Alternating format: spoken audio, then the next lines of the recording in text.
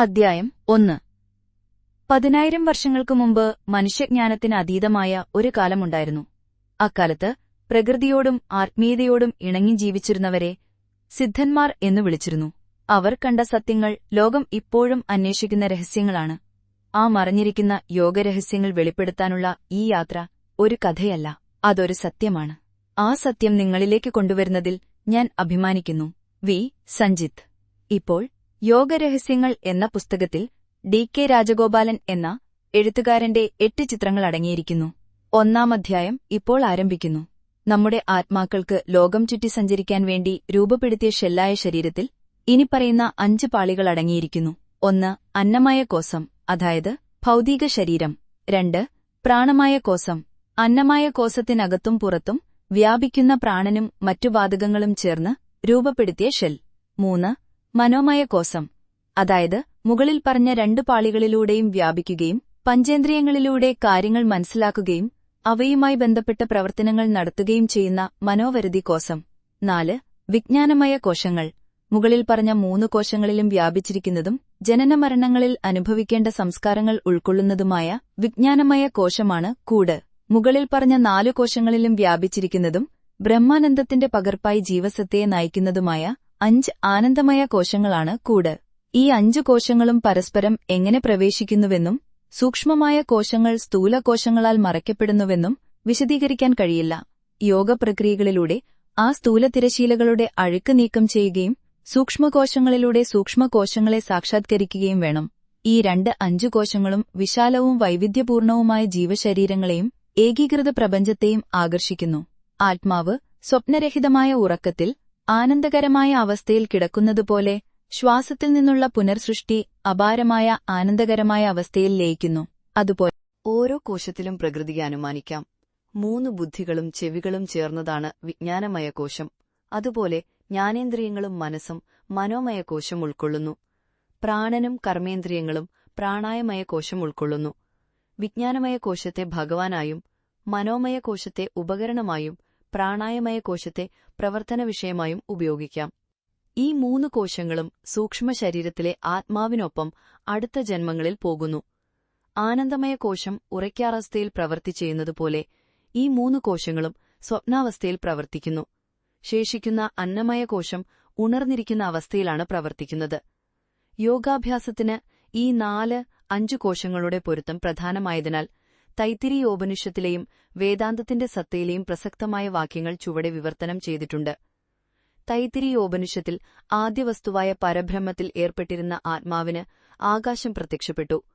ആകാശത്ത് വായു, അഗ്നി, ജലം, ജലം പൃഥ്വി, ഔഷധസസ്യങ്ങൾ, മനുഷ്യൻ എന്നിവ ഭക്ഷണത്തിൽ നിന്നാണ് ജനിക്കുന്നത്. അതിനാൽ ആത്മാവ് ഭക്ഷണപ്രിയനാണ്. ഭക്ഷണം ആത്മാവ് വിഴുങ്ങുന്നു. ഈ മനുഷ്യൻ ഭക്ഷണരാജ്യത്തിൽ സ്ഥാപിക്കപ്പെടുന്നു. ഒരു പക്ഷിയുടെ രൂപത്തിൽ തല, 2 കാലുകൾ, ശരീരം, വാൽ എന്നിവ രൂപം കൊള്ളുന്നു. പൃഥ്വിയിൽ പ്രത്യക്ഷപ്പെടുന്ന എല്ലാ ജീവജാലങ്ങളും ഭക്ഷണത്തിൽ ജനിക്കുകയും പോഷണം നേടുകയും അതിൽ ലയിക്കുകയും ചെയ്യുന്നു. ഈ രീതിയിൽ ഭക്ഷണത്തെ ബ്രഹ്മമായി ആരാധിക്കുന്നവർ എല്ലാത്തരം ഭക്ഷണങ്ങളും നേടുന്നു. ജീവജാലങ്ങൾക്ക് ഭക്ഷണമാണ് ആദ്യത്തേത്, അതിനാൽ അത് ഒരേ അമൃതാണ്. ജീവികൾ ഭക്ഷണം വിഴുങ്ങുന്നു. ആ ഭക്ഷണം ജീവികളെ ഭക്ഷണമാക്കി മാറ്റുന്നു. അതായത് അമിതമായ ഭക്ഷണം, രോഗം, വാർദ്ധക്യം മുതലായവ കാരണം ഭക്ഷണപ്രിയ ശരീരമായ മാംസം അതിന്റെ പരിധിക്കപ്പുറം വളരുകയും സൂക്ഷ്മ ശരീരങ്ങളുടെ സുഖം നശിപ്പിക്കുകയും ചെയ്യുന്നു. ഈ അന്നമയ കോശത്തിൽ പ്രാണമയ കോശവും സ്ഥാപിക്കപ്പെടുന്നു. ഇത് പുരുഷന്റെ രൂപവുമാണ്. ഇതിന് പ്രാണൻ ശിരസാണ്. വലതുവശം മുകൾ ഭാഗവും ഇടതുവശം താഴത്തെ ഭാഗവും ശരീരം താഴത്തെ ഭാഗവുമാണ്. താങ്ങ് പാദവുമാണ്. എല്ലാ ദേവന്മാരും മൃഗങ്ങളും ഈ പ്രാണനിൽ വസിക്കുന്നു. പ്രാണൻ പ്രപഞ്ചത്തിന്റെ ജീവശക്തിയാണ്. ഒരേ ജീവൻ അതേ രീതിയിൽ സൃഷ്ടിക്കപ്പെടുന്നു. ഈ രീതിയിൽ പ്രാണനെ ബ്രഹ്മമായി ആരാധിക്കുന്നവർ പൂർണ്ണ ജീവിതം നേടുന്നു. ഇത് അന്നമയ കോശത്തിന്റെ പ്രാണനാണ്. ഇതിൽ നിന്ന് വേറിട്ടൊരസ്തിത്വമെന്ന നിലയിൽ മനോമയ കോശം ഇതിനെ നിറയ്ക്കുന്നു. അതിന്റെ തല യജുർവേദമാണ്, വലതുവശം ഋഗ്വേദമാണ്, ഇടതുവശം സാമവേദമാണ്. ശരീരം വേദങ്ങളുടെ പ്രമാണങ്ങളും നിയമങ്ങളുമാണ്. അഥർവണം തുടങ്ങിയ ശ്ലോകങ്ങൾ പിൻഭാഗവും താങ്ങുമായി മാറുന്നു.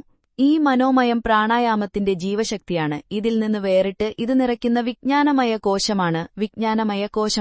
ഇതും ഒരു മനുഷ്യന്റെ രൂപമാണ്. അതിന്റെ ശിരസ് ശരീരത്തിന്റെ വലതുവശം സത്യം, ഇടതുവശം ശരീരം, യോഗ, മഹത്വം, പിന്തുണ, ശാസ്ത്രത്തിന്റെ കർത്താവ്, യാഗപ്രവൃത്തികൾ നിർവഹിക്കുകയും പൂർത്തീകരിക്കുകയും ചെയ്യുന്നു. ദേവന്മാർ ശാസ്ത്രത്തെ എല്ലാറ്റിലും വലിയ ബ്രഹ്മമായി ആരാധിക്കുന്നു.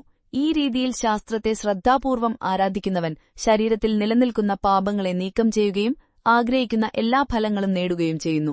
ഈ അറിവ് മനസ്സിന്റെ ജീവിതമാണ്. ഇതിൽ നിന്ന് വേർപെടുത്തി അത് ആനന്ദമയ കോശത്താൽ നിറഞ്ഞിരിക്കുന്നു. ഇതൊരു മനുഷ്യന്റെ രൂപവുമാണ്. അതിന്റെ ശിരസ് സ്നേഹം, സന്തോഷം, വലതുവശം ഏറ്റവും വലിയ സന്തോഷം, ഇടതുവശം ആനന്ദം, ശരീരം ബ്രഹ്മത്തിന്റെ ആദ്യഭാഗം, പിന്തുണ. ശ്രുതിയുടെ ഈ വാക്യങ്ങളിൽ പരമഹംസനായി പരമബ്രഹ്മത്തെ ധ്യാനിക്കുന്ന രീതി നിർദ്ദേശിക്കപ്പെട്ടിരിക്കുന്നു. ബ്രഹ്മത്തെ നിലവിലില്ലെന്ന് കരുതുന്നവൻ യഥാർത്ഥത്തിൽ അതിനെ നിലവിലില്ലാതെയാക്കുന്നു. സത്യമറിയുന്നവനെ സത്യമായി ജ്ഞാനികൾ കണക്കാക്കുന്നു. ഈ ആനന്ദമാണ് ശാസ്ത്രീയ ജീവിതത്തിന്റെ ജീവിതം. 6 വേദാന്ത സത്തകളിലൊന്ന് അജ്ഞത വ്യക്തികളിലും പ്രപഞ്ചനാഥനായ ദൈവത്തിലും പ്രത്യക്ഷപ്പെടുന്നുവെന്നതാണ്. ദൈവവുമായി ബന്ധപ്പെട്ട ഈ അജ്ഞതയെ എല്ലാത്തിനും കാരണമായ കാരണശരീരമെന്നും ആനന്ദം നിറഞ്ഞതിനാൽ ആനന്ദമയ കോശമെന്നും വിളിക്കുന്നു. ജീവജാലത്തിലെ സുഷുപ്തിയെപ്പോലെ അത് ആകാശം തുടങ്ങിയ 5 മൂലകങ്ങളെ ലയിപ്പിക്കുന്നു. ആഹാ, ജ്ഞാനി ആ കാരണങ്ങളോടൊപ്പം സ്വയം ഭഗവാന്റെ വികാരം അനുഭവിക്കുന്നു. ജനനമരണങ്ങൾക്ക് വിധേയനായ ഒരാത്മാവായി അവൻ മാറുന്നു. ശാസ്ത്രമാണ് ബുദ്ധി. മനസ്സ് അറിവിന്റെ അവയവങ്ങൾക്കൊപ്പം മാനസിക ശരീരമായി മാറുന്നു. 5 സുപ്രധാന വാതകങ്ങൾ, അതായത് പ്രാണ, അപാന, വിയാന, സമാന, ഉദാന, ആകാശം തുടങ്ങിയ 5 മൂലകങ്ങളുടെ രാജസിക ഭാവത്തിൽ നിന്നാണ് പ്രവർത്തനാവയവങ്ങളായ വാക്ക്, കൈകൾ, കാലുകൾ, പാദങ്ങൾ, കൈകൾ എന്നിവയും 5 മൂലകങ്ങളുടെ രാജസിക ഭാവത്തിൽ നിന്നാണ് ജനിക്കുന്നത്. ഈ വാതകങ്ങളും പ്രവർത്തനാവയവങ്ങളും ഒരുമിച്ച് പ്രാണമയ ശരീരത്തെ രൂപപ്പെടുത്തുന്നു. അത് രാജസിക ഭാവമുള്ളതാണ്, അതായത് സജീവമാണ്. ഇവയിൽ വിജ്ഞാനമയ ശരീരം, കർത്തശരീരം, മനോമയ ശരീരം, കവായ ശരീരം, പ്രാണമയ ശരീരം, ഈ 3 ശരീരങ്ങളും ഒരുമിച്ച് ആത്മാവിനൊപ്പം ജനനമരണങ്ങളിലൂടെ സഞ്ചരിക്കുന്നു. ഈ 3 ശരീരങ്ങളുടെയും സമാഹാരരൂപമായ ഹിരണ്യഗർഭർ പ്രപഞ്ചത്തിന്റെ സൂക്ഷ്മശരീരമാണ്. അതുപോലെ സൂക്ഷ്മമൂലകങ്ങളെയും ജീവജാലങ്ങളിൽ സന്നിവേശിപ്പിക്കാൻ കഴിയും. സൂക്ഷ്മമൂലകങ്ങളിൽ നിന്ന് വിവിധ സംയോജനങ്ങളിലൂടെ ഭൗതിക മൂലകങ്ങൾ രൂപം പ്രാപിക്കുന്നു. അവയിൽ നിന്ന് 7 മുകൾ ലോകങ്ങൾ, ഭൂമി, ആകാശം, സ്വർഗം, മഹത്തായത്. ഈ പ്രപഞ്ചം അജ്ഞതയ്ക്കും സൂക്ഷ്മശരീരത്തിനും സ്ഥൂലശരീരത്തിനും വിധേയമാണ്. അതുപോലെ തൈജസ എന്നറിയപ്പെടുന്ന സ്വപ്നാവസ്ഥ അജ്ഞതയ്ക്കും സൂക്ഷ്മശരീരത്തിനും വിധേയമാണ്. പ്രജ്ഞ എന്നറിയപ്പെടുന്ന ഉറക്കത്തിന്റെ അവസ്ഥ, അതായത് സ്വപ്നങ്ങളില്ലാത്ത ഉറക്കത്തിന്റെ അവസ്ഥ, കേവലം അജ്ഞതയ്ക്ക് വിധേയമാണ്. പ്രപഞ്ചം വൈശ്വാനരമാണ്. ഉണർന്നിരിക്കുന്ന അവസ്ഥയിൽ അവൻ ജീവജാലങ്ങളുടെയും അവയുടെ പരമോന്നത ദേവതകളുടെയും ഇന്ദ്രിയങ്ങളെ നയിക്കുന്നു. വായു, സൂര്യൻ, വരുണൻ, അശ്വിനി എന്നിവരാണ് ദേവതകൾ. ഇവ ജ്ഞാനേന്ദ്രിയങ്ങളും വാക്ക്, അഗ്നി തുടങ്ങിയ കർമ്മേന്ദ്രിയങ്ങളുമാണ്. ആ ഇന്ദ്രിയങ്ങളുടെ അവയവങ്ങളായ മനസ്സ്, ബുദ്ധി, അഹങ്കാരം, സിദ്ധ എന്നിവ യഥാക്രമം ചന്ദ്രൻ, ബ്രഹ്മാവ്, ശിവൻ, വിഷ്ണു എന്നിവയാണ്. നന്ദി. 1-ാം അധ്യായം അവസാനിക്കുന്നു. പക്ഷേ ഈ യാത്ര തുടരുന്നു. 2-ാം അധ്യായം ഉടൻ പുറത്തിറങ്ങും.